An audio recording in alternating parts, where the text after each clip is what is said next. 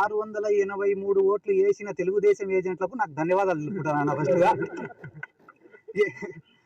పులివెందులలో వైఎస్ఆర్ కాంగ్రెస్ పార్టీకి 683 ఓట్లు వేసిన తెలుగుదేశం పార్టీ ఏజెంట్లకు నా ధన్యవాదాలు. ఎందుకంటే తెలుగుదేశం ఏజెంట్లకు కూడా వైసీపీ పైన ఇంత అభిమానం ఉందని నాకు నిన్ననే తెలిసింది. కాబట్టి ముందుగా వాళ్ళకి ధన్యవాదాలు తెలుపుకుంటానా. అన్న, ఎవరైతే ఈరోజు ప్రెస్ మీట్లు పెట్టి లోపల నుంచి రావడం లేదు నవ్వు వాళ్ళకి. ఎందుకంటే 10,000 ఓట్ల కోసం మనమందరం టికెట్లు కన్ఫర్మ్ చేసుకునేమేంద్రా అని బాధపడుతున్నారు వాళ్ళే. అది కేవలం 10,000 ఓట్లుండే జెడ్పీటీసీ. ఆ ఎలక్షన్ల కోసం మంత్రులు, ఎమ్మెల్యేలు, 800 మంది పోలీసులు, ఐజీ గారు, ఎస్పీ గారు అన్ని పనులు వదిలిపెట్టుకొని పాపం ఆ గండికోట బాలిక మిస్సింగ్ కేసును కూడా ఇడిచిపెట్టి కేవలం ఒక జెడ్పీటీసీని గెలిపించేదానికి ఇంతమంది యంత్రాంగం దిగినప్పుడే ఇంకా జగన్మోహన్ రెడ్డి గారు ఎంత బలమైన నాయకుడు అనేది మనం అర్థం చేసుకోవాలా.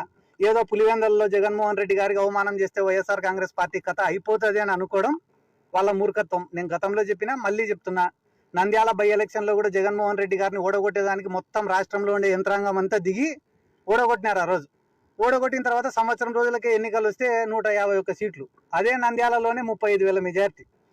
కాబట్టి ఇది జెన్యున్ ఎలక్షనా కాదా, పోలింగ్ జరిగిందే, రిగ్గింగ్ జరిగిందే అనేది నాకన్నా బాగా, మీకన్నా బాగా, పోలీసుల కన్నా బాగా, ప్రతిపక్షానికన్నా, అధికార పార్టీ కన్నా బాగా ప్రజలకు తెలుసు.